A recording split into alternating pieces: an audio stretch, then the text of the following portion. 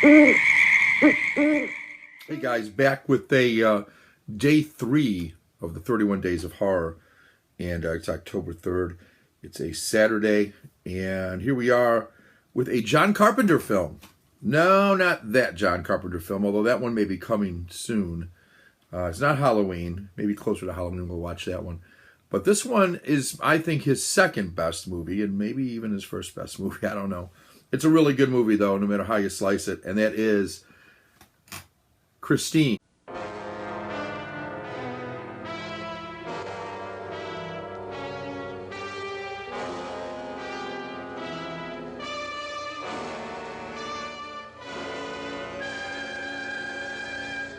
Based on the novel by Stephen King, which is also very good, by the way. One of the better adaptations I felt of Stephen King's work. Just a beautiful job all the way around on this movie. The acting was particularly good, I thought, especially by Keith Gordon, who plays Arnie Cunningham, or Cuntingham, as he's taunted by a couple of the bullies in the movie. He's a 17-year-old kid who just is kind of a nerd, and he hangs around with his buddy, played by John Stockwell, who is a football player, but becomes injured early in the film. But the two of them sort of have a bond, it seems like, and they're both enamored of the new girl in town, the new girl in school, played by Alexandra Paul, and she is gorgeous. And so they are immediately drawn to her. They said she's got the brains of something in the body of whatever. But she is a gorgeous girl, bright, clearly someone who, people would go after in high school, jocks and others. But not normally an Arnie Cunningham. He's got the glasses, and at one point they are broken and he's got them taped. And he just is a typical nerd, geek-looking kid from high school. And not that there's anything wrong with either one of those. However, not normally the leading man. Well, it's about time he gets a car, and he goes off to look for a car. And actually, he's driving down the road one day with his friend, and of course he doesn't drive. His friend's driving because he doesn't have a car. And all of a sudden he yells out, "Stop!" And in the middle of this overgrown field near this dilapidated house is this old Chevy. Let me get this right. Is that a Chevy? I'm not normally. It's a Plymouth Fury. Yeah, that's not a Chevy, is it? Well, if it was a Chevy, it would have different headlights and stuff. Anyway, it's a Plymouth Fury. It's 1957 Plymouth Fury, and he is. But it looks like shit. It is broken up and smells on the inside, and there's nothing good about this vehicle. But Arnie has to have it. And so he dickers with the current owner of the car. Apparently the original owner of the car, the man's brother, has recently passed away, or passed away at some point. And so Arnie dickers with the guy, but really there's not much dickering because Arnie's just going to pay whatever he asks. And his friend is trying to tell him the car's not worth it. But he is immediately enamored of this car. And he's told the car's name is Christine. It's really all he has to hear. And from that point on, Arnie and Christine are basically inseparable. He gets a little space in a garage where he's going to help sweep up, clean the john, and that type of thing, for a very interesting guy. Robert Prosky is the gentleman who plays him. He's kind of a tobacco-chewing wife beater. The T-shirts look like. He's that kind of a guy. Not that he's wearing wife beaters or anything, but you get the idea. He's that kind of a guy. He's overweight. He's kind of a bossy dude. Yeah, you clean the johns out, and I'll give you a stall in the back. Maybe I'll even pay you a couple bucks if you're fucking lucky. Spitting out. That's the boss. You've probably seen this movie before, so I'm probably telling you more you need to know. But more and more, Arnie starts to change as the car starts to change. As the car starts to look more like the car here, miraculously, Arnie starts to change also. First of all, he's dating that hot girl, which is a shocker. Second of all, he loses some of his shyness and his humbleness and becomes kind of a cocky asshole, really. I mean, as he goes through the movie. And he starts adapting some of the language that the gentleman who sold him the car used. And I'm not going to go into all. I'm not going to use all the language because it's not language that you normally use, but it's vulgar and it's just not Arnie. And his girlfriend and friend eventually start to see that. But meanwhile, Arnie's got some revenge to take. First of all, some guys dare to damage Christine, and it becomes pretty clear that Christine is more than a car. From the music she plays, which is all stuff from the 50s.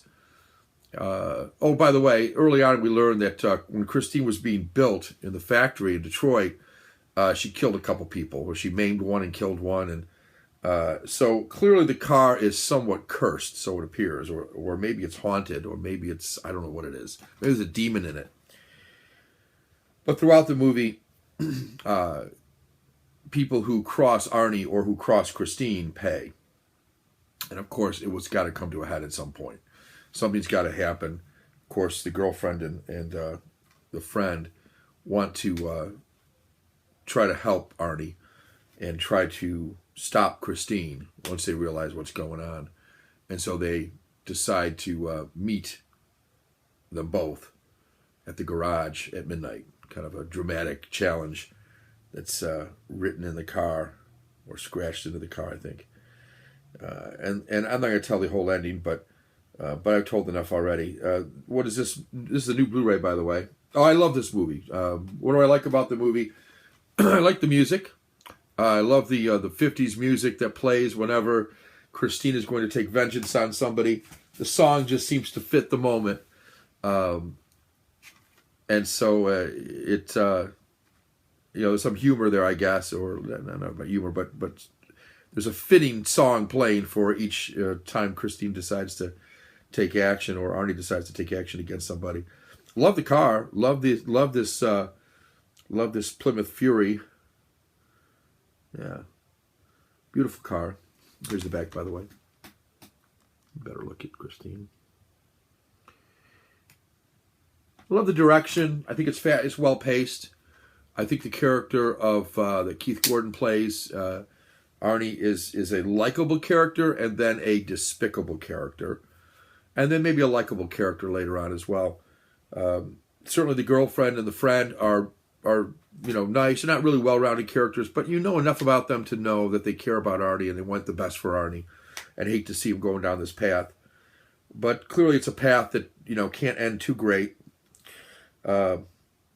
What's on the special features? Deleted scenes, commentary with director John Carpenter and Keith Gordon, the actor who played Arnie. So I'm really looking forward to that. I don't know when the commentary was done. My guess is much after the film was done, so that'll be interesting to hear their take on it. Then there's 3 features: Christine Ignition, Christine Fast and Furious, and Christine Finish Line.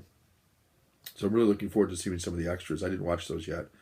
This is an ABC movie, so it'll play on just about anywhere. And, yeah. Columbia Pictures, Sony puts it out.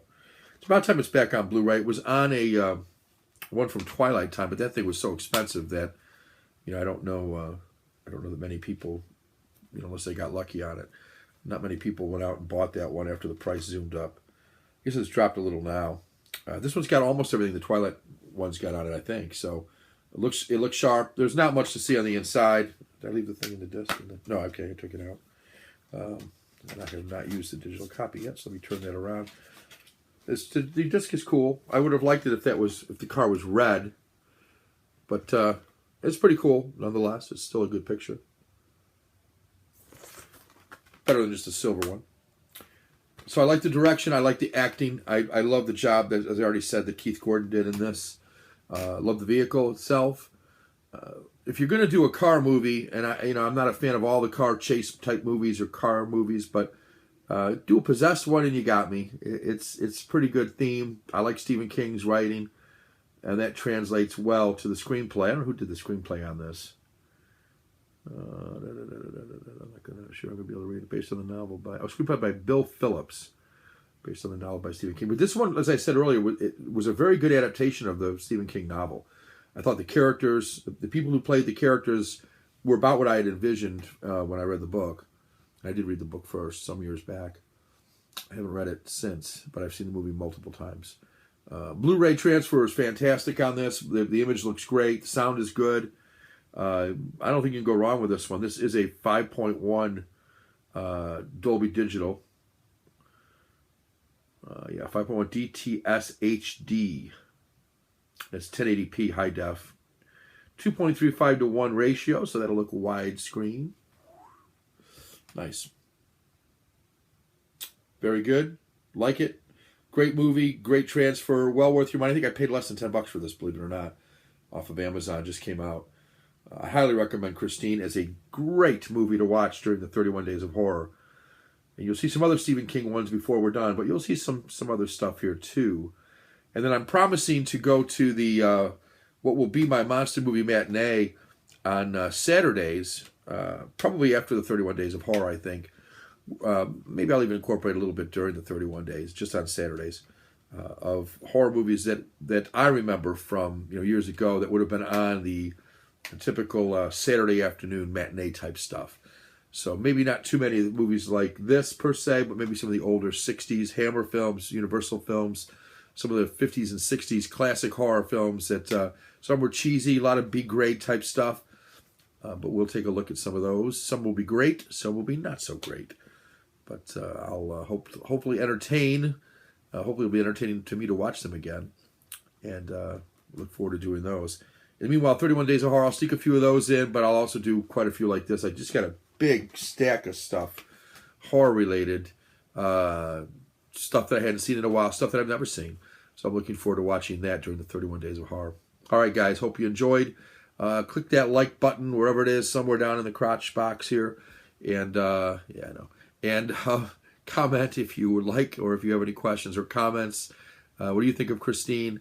What do you think of the 31 Days of Horror? Are you going to do it? If so, let me know your channel. I'll be sure to check those out.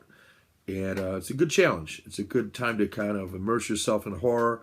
Not my favorite genre, but it's fast becoming more toward my favorite the more I watch of it and the more I immerse myself in it. So that's a good thing. And look forward to seeing you guys again next time. Take care.